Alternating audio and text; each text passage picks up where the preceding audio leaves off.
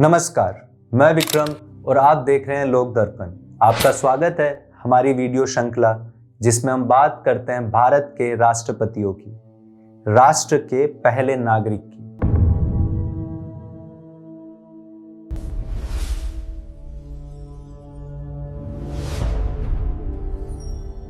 उन्नीस का लोकसभा चुनाव कांग्रेस जीत चुकी थी, पर भरोसा नहीं मिला था। कई राज्यों में सरकारें गिर चुकी थी, पार्टी के भीतर नेतृत्व पर सवाल थे और अब एक और चुनाव सामने था। चुनाव था राष्ट्रपति का। यह चुनाव सरकार बचाने का नहीं था, तय करने का था कि कमजोर पड़ती सत्ता अब किस चेहरे के पीछे खुद को टिकाएगी। और इस बार दांव पर सिर्फ सत्ता नहीं थी, देश का सेकुलर भरोसा भी था। भारत का तीसरा प्रथम नागरिक डॉक्टर जाकिर हुसैन। 1967 का राष्ट्रपति चुनाव कोई सामान्य चुनाव नहीं था। यह चुनाव किसी पद के लिए नहीं था, यह उस पकड़ की परीक्षा थी जिसके सहारे कांग्रेस लोकसभा की जीत को अब तक संभाल रही थी। विपक्ष पहली बार बिखरा हुआ नहीं था।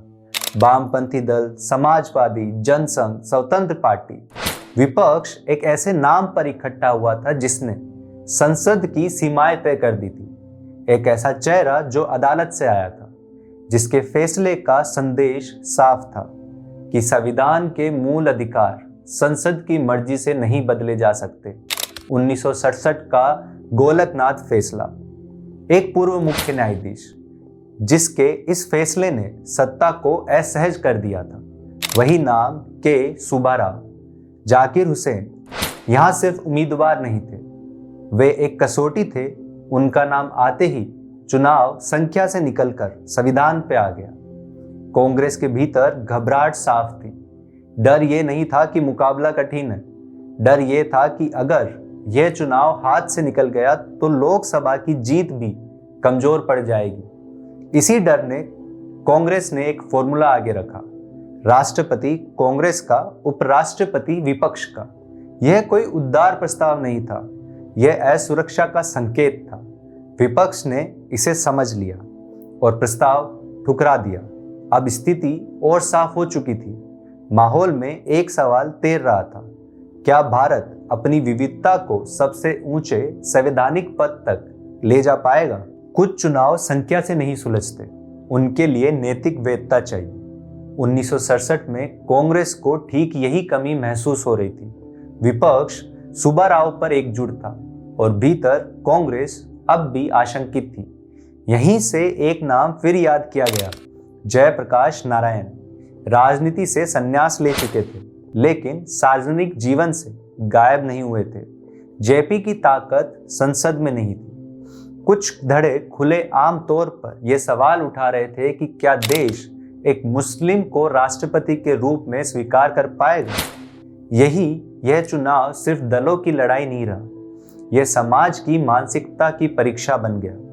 22 अप्रैल 1967 जेपी बोले, कोई भाषण नहीं, कोई अपील नहीं, सीधी चेतावनी। अगर जाकिर हुसैन राष्ट्रपति नहीं चुने जाते तो यह भारत की कौमी एकता के लिए ठीक नहीं होगा।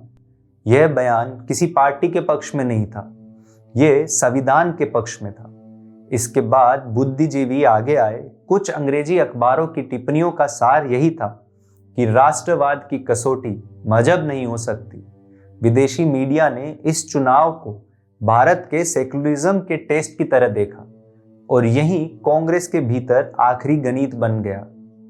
अगर इस मोड़ पर पार्टी एक नहीं हुई तो सत्ता भी जाएगी और विश्वसनीयता भी। 9 मई 1967 ऑल इंडिया रेडियो का नियमित प्रसारण अचानक रोका गया। एक जरूरी सूचना देश को सुनाई जानी थी, राष्ट्रपति चुनाव का नतीजा। डॉक्टर जाकिर हुसैन जीत चुके थे, संख्या साफ थी। कांग्रेस के लिए यह जीत थी, देश के लिए यह सुकून था। जाकिर हुसैन उस वक्त मौलाना आजाद रोड के अपने घर पे थे। इंदिरा गांधी तेजी से बधाई देने पहुंची, ये सोचकर कि पहला फ्रेम उनका होगा, लेकिन एक औपचारिक फोन पहले ही जा चुका था। मौजूदा राष्ट्रपति डॉक्टर सर्वपल्ली राधाकृष्णन पहले ही बधाई दे चुके थे। दिल्ली उस नतीजे का इंतजार कर रही थी। राष्ट्रपति भवन के दरवाजों पर लोग जमा थे। यह किसी पार्टी की भीड़ नहीं थी, यह एक भरोसे की भीड़ थी। पुरानी दिल्ली में खबर आग की तरह फैली और एक जुलूस राष्ट्रपति भवन की तरफ बढ़ा। 1947 में एक सवाल था, क्या यह देश मजहब के आधार पर बंटेगा? 1967 में उसी सवाल का एक शांत जवाब था। 13 मई 1967 संसद का सेंट्रल हॉल।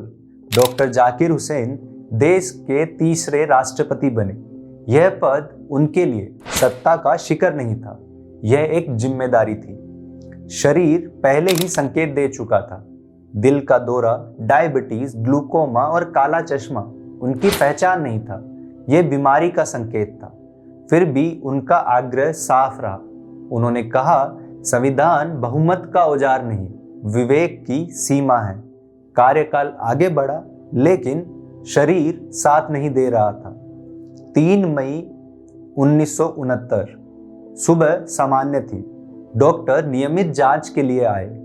जाकिर हुसैन बोले, थोड़े देर दीजिए, मैं अभी आता हूं। वह वापस नहीं आए। भारत ने अपने इतिहास में पहली बार यह देखा कि एक राष्ट्रपति जो कार्यकाल पूरा नहीं कर पाया।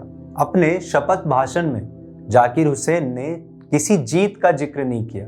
उन्होंने एक विचार छोड़ा, भारत प्राचीन सभ्यता का युवा राष्ट्र है। इसकी ताकत एक रूपता में भी और विविधता में भी है, और इसी विविधता की रक्षा शिक्षा से होती है। व्यक्ति महत्वाकांक्षा रखे, लेकिन हर कदम पर पूछे, इससे समाज को क्या मिलेगा। 1967 में देश ने एक राष्ट्रपति नहीं चुना, देश ने अपने भीतर का डर हराने का साहस चुना। अगले एपिसोड में वह राष्ट्रपति जिसके चुनाव ने कांग्रेस को 2 हिस्सों में बांट दिया। हम बात करेंगे वीवी गिरी की।